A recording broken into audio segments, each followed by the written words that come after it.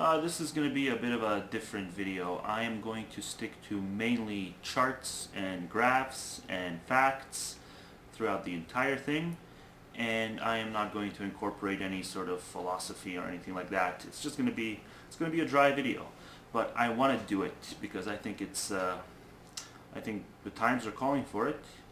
And if I don't do it now, I don't think I'll ever get a chance to do it without making it like two-parters, because I know that we can go over 15 minutes now, and I'm going to throw a lot of information your way in the next 15 minutes or so.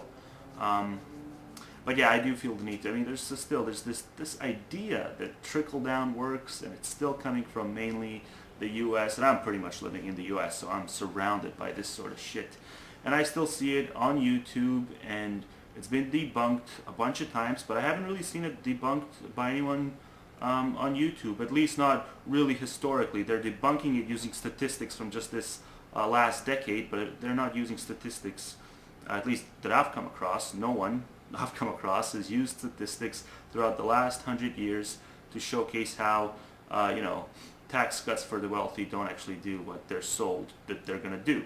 They don't stimulate the economy and all that sort of stuff. So I'm going to take a look at a bunch of different things. It's going to be a bunch of graphs. Fair warning, if you don't want to listen to a dry-ass video, click away right now, because this is not going to have your typical anti-bullshit man type agenda. Okay, so kicking things off, first graph is going to focus on the top tax rate versus real GDP growth rate. And like I stressed before, I'm not going to focus on the last decade because it's been done by other people on this site. And I'm actually going to start focusing on not only as the graph indicates, not only the second half of the 20th century. I'm going to start focusing on everything past 1963, because that was the last year in which the top bracket's income tax was 91%, and it's gradually decreased since then. Yes, that's 91% in 1963. And then all the way up in 2003, it shrunk to 35%. With the exception of 1988 and 1989, in which it shrunk as low as 28%. And that was due to legislation passed by Uncle Reagan, Mr. Voodoo. Let's see, then under Clinton years they rose back up to 39.6%, and then like I mentioned, younger Bush dropped them again, and that's pretty much where we're at right now. But I'm going to stop focusing with the turn of the century and just look at that period, because yeah, I mean the drastic change in tax policy that has taken place since '63, that's really what gives us a perfect chance to study and to evaluate the claims that lower taxes for the rich translate to more wealth for the average American. And we can compare changes in the top tax rate with the real GDP growth rate, the measure of the growth of the U.S. economy, and we can also look at the three measures of how life is for the average working American. And those consist of annual median income growth, annual average hourly wage growth, and job creation. So if cuts for the rich were really, the magical solution that the Republicans claim they are, as far as the middle class goes, then we would actually see an increase in the four indicators whenever the tax rate gets dropped. And that happens to not be the case. Now, those kinds of trends do occur sometimes, but other times the exact opposite happens. So yeah, I'll be looking one by one, at these four key economic indicators in relation to the top tax rate. So yeah, first off, we can see with this graph that cutting the top tax rate does not lead to economic growth. It is true that growth increased drastically after the 1982 tax cut. It reached as high as 7.3% in '84. But as the Bush-Reagan administrations went on and taxes for the rich were slashed even further, growth fell to negative levels during 1991, which was the last recession. And 2 of the 3 years with the highest growth rate were during the 1950s, when the top tax rate was, like I mentioned, it was freaking 91%. So overall, there seems to be no close relationship between the top tax rate and GDP growth rate. and statistical analysis backs this up. The correlation coefficient between the two variables is 0.03, meaning that there's essentially no connection. If tax cuts were strongly related to GDP growth, we would see a coefficient close to -1. So much for upper tax cuts boosting the economy. Next graph I'm going to focus on is going to deal with median income growth. So there has been small peaks in median income growth after top brackets tax cuts in the mid-60s and in the early 80s.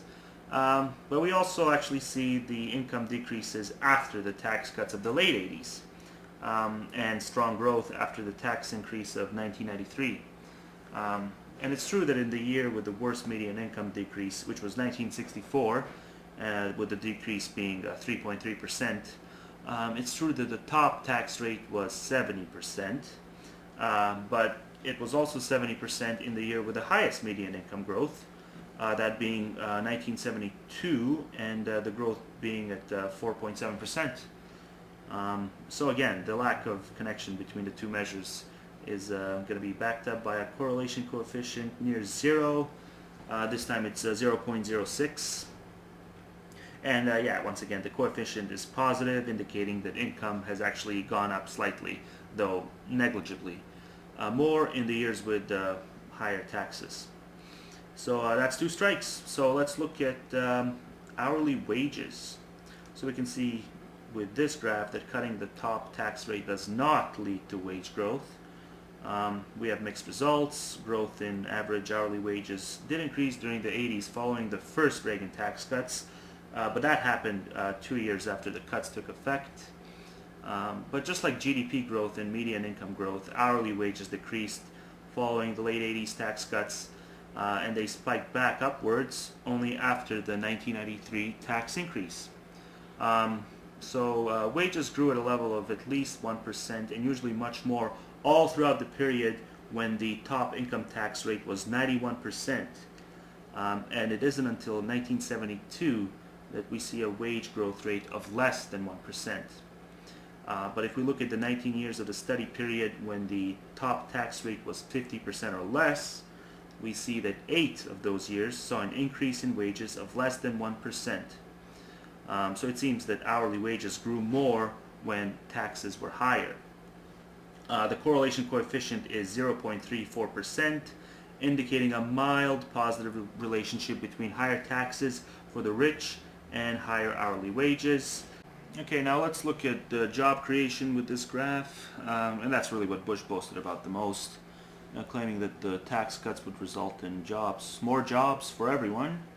And I still hear tons of rhetoric about it to this very day from the Republican side. So here we see the change in unemployment rate laid up against the top tax rate, and we see that from 1954 up until 2002. So the negative values signify a decrease in unemployment.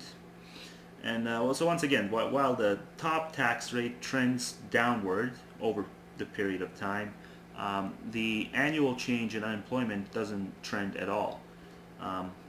And even though the largest increase of 2.9% did occur in 1975, and in 1975 the top marginal tax rate was 70%, even though that happened, it's also important to note that 3 out of the 4 largest decreases in unemployment occurred in the years when the top tax rate was 91%. 91%. So it can happen. So the mixed results do nothing for the predictions of the people who say that tax cuts for the richest have to be a jumpstart to incite job growth.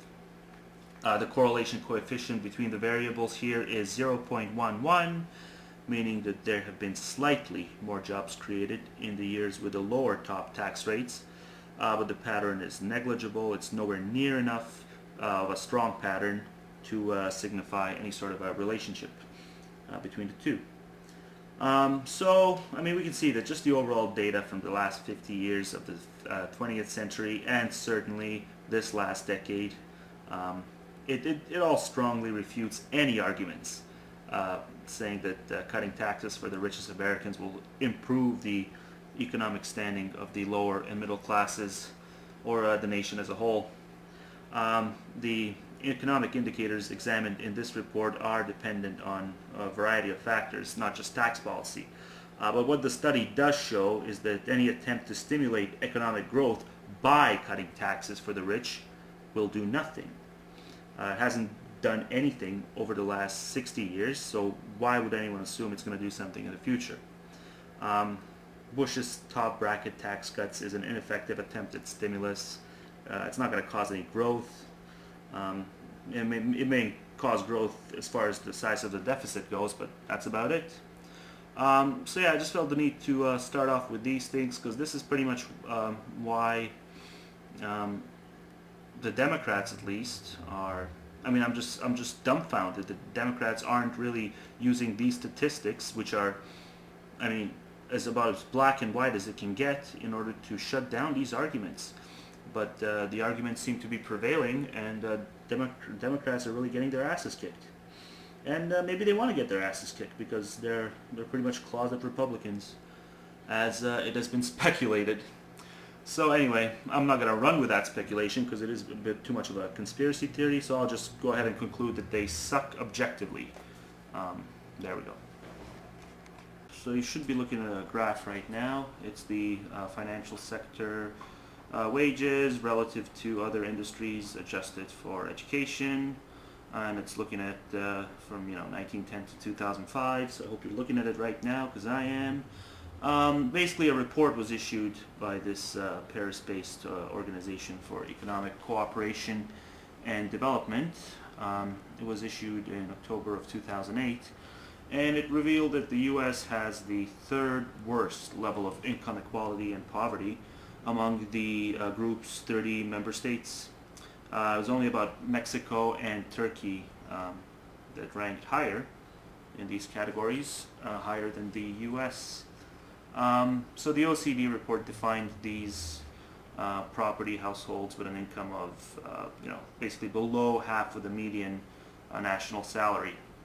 And by this definition, 17% of the U.S. population is categorized as poor. And that's higher than all the advanced OECD economies, and only marginally, just slightly, behind Mexico and Turkey. The U.S. also ranked among the worst in OECD countries in regards to the length of time people remain poverty entrapped. So 7% of the population remain persistently poor. The U.S. also ranks among the worst countries in inequality of opportunity, which their slogan, last I checked, seems to contradict. And the current global economic crisis has worsened these numbers, obviously, since the whole thing was done in October of 2008. I don't think things have gotten much better since. Thank you, Mr. Obama. But fair enough. I shouldn't really rag on him because I said I was going to keep it, aphilosophical. So, anywho, getting off track. Basically, it's obvious that since 1929, the gap between the rich and the poor has not been this bad. Back in 1929, 200 of the biggest corporations controlled 50% of the nation's corporate wealth. In 1928, the top 1% of the population had incomes 650% greater than the bottom 10% of Americans. During the early part of the 1900s, deregulation allowed corporations and investment houses to expand and consolidate into too big to fail. And according to the Drum Major Institute's 2006 Injustice Index, the ratio of the average U.S. CEO annual pay to minimum wage workers is 821 to 1. 20 years ago, the ratio was 40 to 1. The richest 0.1% are pretty much vanishing off of the chart because it would take a bar graph that stretched out probably beyond your freaking roof of your building or, whatever 8-story house to represent the 0.1% on a societal wealth distribution chart. Moving on, this is the change in real average weekly earnings. So it's a wealth transfer basically. The first wealth transfer happened from about the late 1800s up until 1929, when American workers and consumers were victims of robber barons. Okay, so the first surge on the chart represents wage gap, and it coincided with the tax cuts of 63, or it shortly followed those tax cuts. And yeah, the rich pretty much overwhelmingly benefited, while the middle class were not better off for it. The second surge is occurring right now. It started in 1980, so 30 years in the making, and it's similar to the first great wealth transfer of late 1800s to 1929, and is a result of exploitation of labor and a lack of government regulation. The second chart shows the financial sector profits continuing to rise all the way through June of 2009, and it's happening at a time when hundreds of thousands of Americans are suffering job losses and wage reductions. Okay, so let's move on. This is a chart spanning from 1951 to 2005. The chart shows a correlation between the amount of debt in a society and the deregulation of the financial sector.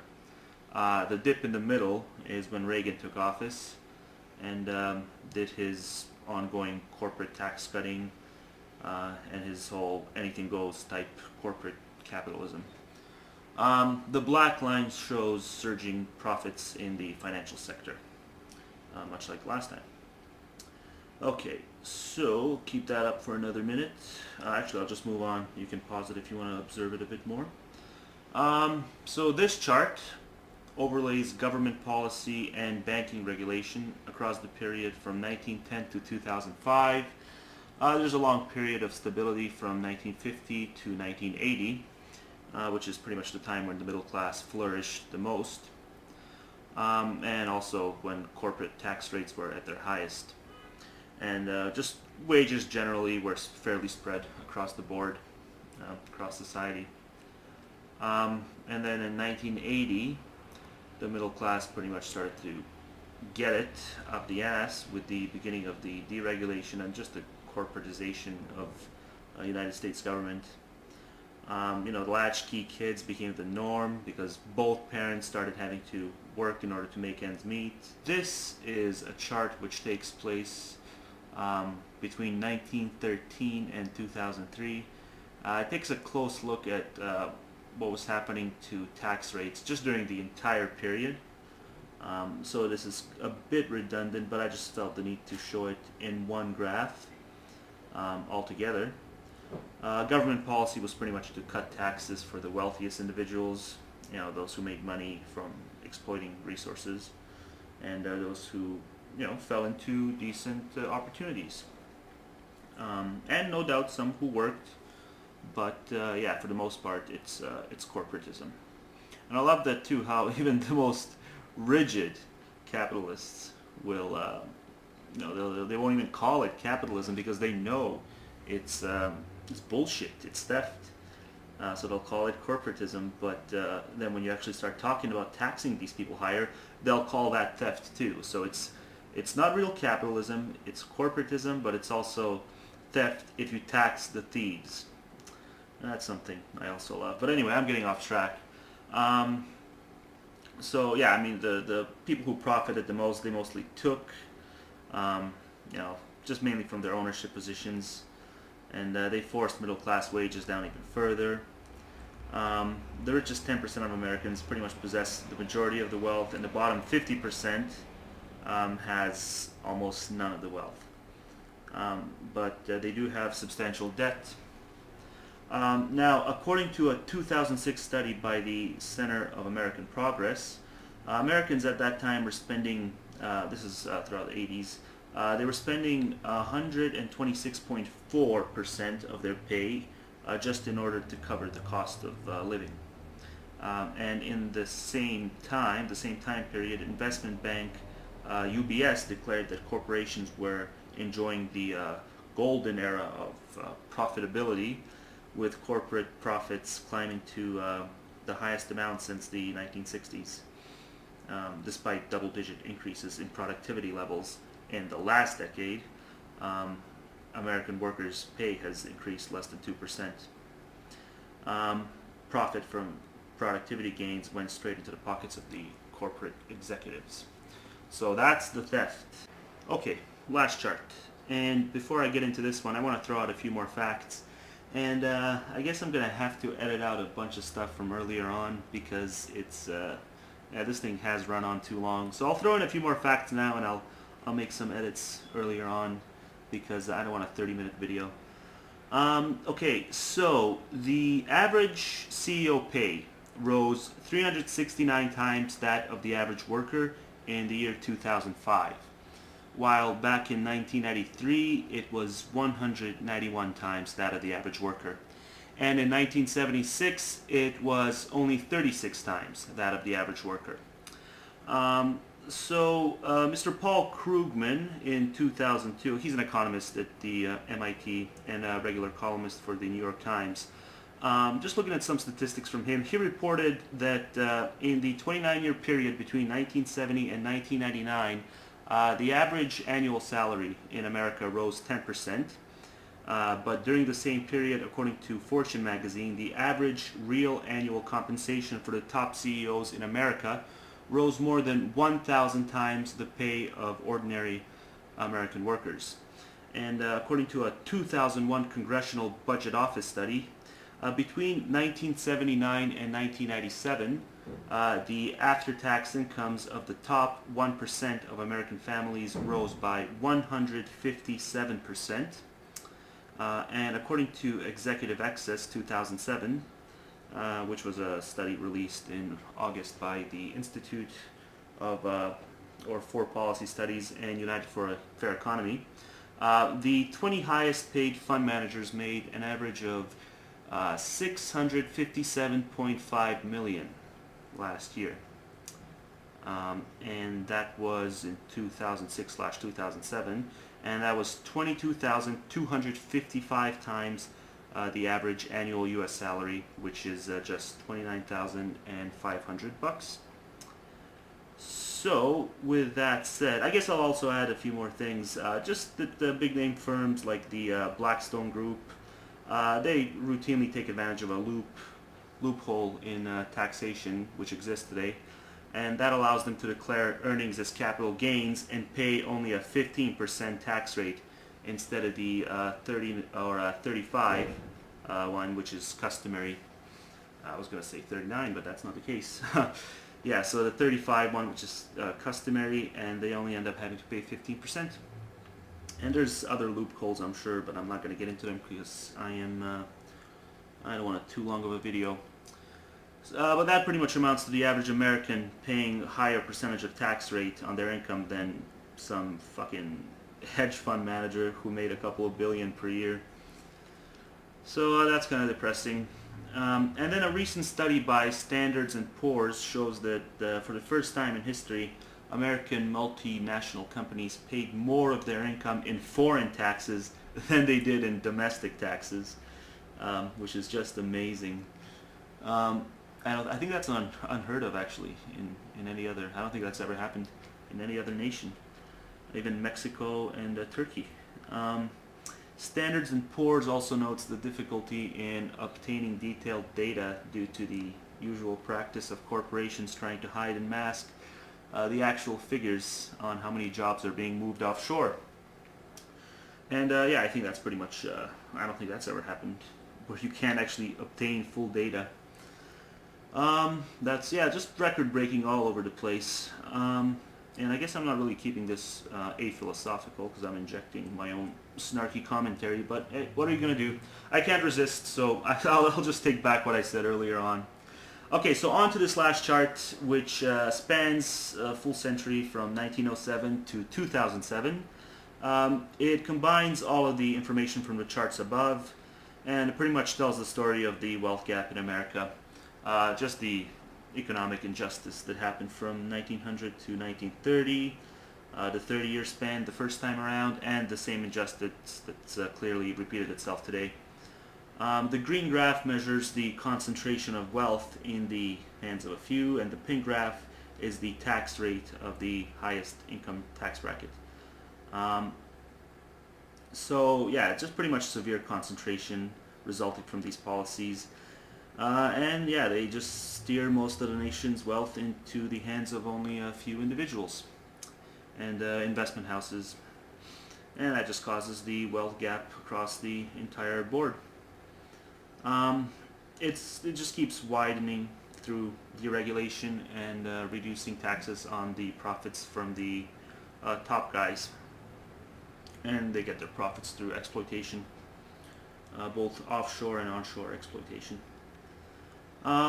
So yeah, investments pretty much become concentrated and self-speculative, and they corrupt the markets. So even if you're a market guy, you should be outraged. Even if you believe that the word free market is some sort of a hocus pocus and it's going to solve everything. Even then, you should be outraged, and you shouldn't rag on someone like me for taxing these thieves, because you yourself admit that they're thieves. So yeah, what else do I have here? Yeah, pretty much everything from infrastructure growth to the training and well-being of the workers is also quickly degraded. Okay, so I really should have done this at the beginning of the video, because I hardly doubt that anyone stuck around this far, but what the hell, I'll do it right now. But yeah, this video, the point was not to justify taxation on some sort of an ethical level. I've done that before. I've written about it extensively as to why this idea of inalienable rights is always going to be arbitrary. There's always going to be balanced nuance. It's reciprocal. So you're never going to have some sort of a black and white line defining that. And the only way that you're going to have some sort of a notion of it being objective is if you have reverence for the original incarnation of the United States Constitution. For me, it's pretty silly for anyone to have reverence for that, because it was written by people who wanted freedom but who owned slaves. So if you want to have reverence for these assholes, okay, fine. Undo taxation and just go back to 1776. Part of me actually wants to see Ron Paul win, because I think that's what it's going to have to take. It's going to have to take reverting back to that level of primitivism in the current age, in the current modern times. The only way these people are going to be convinced that it's going to be a failure, you can't convince them by arguing their hypotheticals, because they have an answer for everything, because they can easily have an answer for everything, because none of it has been applied to some sort of a practical, realistic circumstance. So in a way, in a perverted way, I guess, I want to see a libertarian win in 2012, but it's not going to happen.